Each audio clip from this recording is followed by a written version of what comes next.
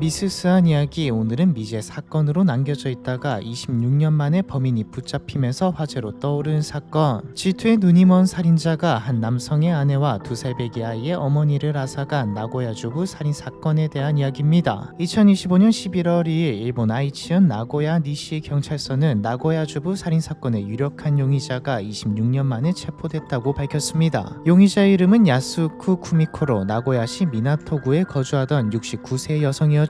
겉으로 볼 땐 가게에 보탬이 되기 위해 마트에서 아르바이트를 하며 살아가는 평범한 주부로 살인 같은 강력범죄와는 거리가 멀어 보이죠. 이렇게 평범해 보이는 주부가 26년 전인 1999년 11월 한낮에 나고야 니시구의 한 아파트에 침입해 당시 32세의 전업주부였던 타카바 나미코의 등과 목을 흉기로 여러 차례 찔러 살해한 혐의를 받고 있습니다. 집안에는 2살 배기 아들도 함께 있었는데 어떠한 상처도 입히지 않고 피해자만 공격했기 때문에 경찰은 피해자에게 개인적인 감정이나 원한을 가진 누군가가 범행을 저질렀을 것이라고 추정해왔죠. 그런데 막상 체포를 해보니 살해된 피해자인 타카바 나미코와 그 어떤 직접적인 관계도 없는 것으로 확인됐습니다. 평소 알고 지내던 사이가 아니었으며 범행 동기가 될 만한 갈등이나 금전 문제도 전혀 확인되지 않았죠. 그런데 피해자의 남편 타카바 사토루는 경찰에게 용의자의 이름을 전해 듣고 충격에 휩싸였습니다. 과거 남편을 쫓아다니던 고등학교 동창생이었거든요. 고등학교 시절 같은 소프트 테니스부에 속해 있었습니다. 야스우쿠 구미코로부터 좋아한다는 내용이 담긴 러브레터와 발렌타인데이의 초콜릿을 받은 적이 있지만 모두 거절했죠. 전 야스우쿠 구미코가 아닌 그녀의 절친을 마음에 두고 있었거든요. 구미코가 사토루를 짝사랑한다는 이야기는 같은 소프트 테니스부 부원들까지 모두 알고 있을 정도로 유명했습니다. 고등학교 2학년부터 3학년까지 2년 내내 쫓아다녔으니 모르는 게 이상했죠. 부원들의 증언에 따르면 고등학교 시절에 구미코는 조용한 타입이었지만 그렇다고 음침하거나 존재감이 희미하진 않았으며 반 친구들과도 곧잘 어울렸다고 합니다. 또래답지 않은 어른스러운 분위기 때문에 구미코에게 호감을 느꼈던 남학생도 여럿 있었죠. 하지만 구미코는 해바라기처럼 오직 사토루만을 바라봤습니다. 졸업 후 각자 다른 대학에 진학한 뒤에도 소프트 테니스 대회에 출전한 사토루를 찾아와 응원을 전할 정도였는데요. 구미코에게 아무 마음이 없었던 사토루는 이런 접근이 부담스럽고 귀찮았지만 상처 주는 말은 하고 싶지 않았기 때문에 부드럽게 거절하려고 애썼습니다. 하지만 구미코가 자꾸 학교에 찾아와 스토커처럼 굴자 인내심이 한계에 다다랐고 결국 학교 근처 커피숍에 데려가 마음은 고맙지만 받아줄 수 없다고 확실하게 거절했죠. 구미코는 대성통곡했지만 사토루는 단호한 말투로 앞으로 학교에 찾아오지 말라고 경고했습니다. 그날 이후 구미코는 더 이상 학교에 모습을 보이지 않았고 시간이 흘러 연락이 완전히 끊어지면서 구미코의 이름은 학창시절의 흐릿한 추억으로 남겨졌죠. 그렇게 오랜 세월이 지나 1999년 6월 어느덧 30대 중반이 된 두 사람은 소프트 테니스부 동문회에서 재회했습니다. 옛 기억이 떠올라 어색해하는 사토루와 달리 구미코는 아무 일 없었다는 듯 웃으며 말을 걸어왔는데요. 과거엔 좀 더 조용한 타입이었는데 먼저 말을 걸어와서 내심 놀랐습니다. 그 사이 성격이 달라졌구나 생각했죠. 그 여자는 자신도 결혼했으며 아이들을 키우고 있고 일까지 하느라 상당히 힘들다고 하소연했습니다. 저는 서로 비슷한 상황이니 좀 더 힘내보자고 격려했죠. 그게 다였습니다. 이후 따로 연락이 온 적도 없고 마주친 적도 없습니다. 경찰에게 그 여자가 아내를 죽인 것 같다는 얘기를 들었을 때 뭔가 잘못한 게 아닐까 생각했습니다. 우리 집 주소는 어떻게 알았고 왜 아내를 죽였는지 모르겠습니다. 당시 소프트 테니스부 동문회에는 약 20명이 참석했습니다. 모임은 특별한 사건 없이 마무리되었고 구미코도 눈에 띄는 행동을 하지는 않았죠. 하지만 범죄심리 전문가들은 그날의 재회가 직접적인 계기가 되었을 것이라고 추정합니다. 사토루에게는 그저 오랜만에 만난 동창과의 짧은 대화에 불과했으나 구미코에게는 내면 깊은 곳에 남아있던 감정이 다시 활성화되는 트리거가 됐다는 것이죠. 구미코는 대화를 나누면서 첫사랑인 사토루가 한 여성과 결혼해 가정을 이루고 아들까지 낳고 잘 살고 있다는 사실을 알게 됐습니다. 이 시점에서 내면에 남아있던 질투와 독점욕이 강하게 증폭된 것으로 해석되죠. 한 가지 이상한 것은 구미코가 남의 가정을 보고 질투를 느낄 만큼 불행한 삶을 산 것은 아니라는 점입니다. 주간문춘 기사에 따르면 구미코의 남편은 나고야대 경제학부 출신으로 대기업에 근무하는 엘리트 남성이었습니다. 키 170cm 후반대 호리한 체형으로 인품이 점잖고 매우 성실해 주변에서 평판이 자자한 인물이었죠. 구미코는 결혼 후 1989년에 장남, 1993년에 둘째 아들도 낳았습니다. 이후 1994년에 나고야시 미나토구의 한 맨션을 구입했는데 사토루가 살던 나고야 니시구의 아파트와 직선거리로 약 10km 정도였죠. 이렇게 공개된 내용만 놓고 보면 구미코는 결혼, 출산, 자가까지 모든 조건을 갖춘 안정된 삶을 살아가고 있었습니다. 이웃들 역시 눈에 띄는 특이사항은 없었고 그저 얌전한 주부로 보였다고 기억하고요. 그래서 사건이 터졌을 당시 의심을 받지 않았던 것도 있죠. 하지만 평온해 보이는 겉모습 안에는 무시무시한 살인 충동이 차오르고 있었습니다. 구미코와 사토루가 재회한 후 약 5개월 뒤인 1999년 11월 13일 사토루의 아내 타카바 나미코가 자택에서 흉기에 여러 차례 찔려 사망한 채 발견됩니다. 사건 당일 아침 나미코는 남편이 출근한 뒤 2살 아들을 데리고 병원에 갔다가 오전 11시 50분경 집으로 돌아왔죠. 평소와 다름없이 텔레비전을 켜놓고 청소기를 돌리던 중 누군가 초인종을 눌렀습니다. 같은 아파트에 거주하던 주민은 나미코의 집에서 누군가와 말다툼을 하는 듯한 소리를 들었으며 오후 1시 무렵 쿵하고 무거운 물건이 바닥에 떨어지는 듯한 소리가 들렸다고 증언했죠. 다른 주민 역시 나미코의 집에서 큰 소음을 들었고 누군가 계단을 빠르게 내려가는 발소리도 들었다고 해상했죠. 나미코의 지인은 오후 12시부터 2시 사이 집으로 여러 차례 전화를 걸었지만 연결되지 않았다고 진술했습니다. 이어서 오후 2시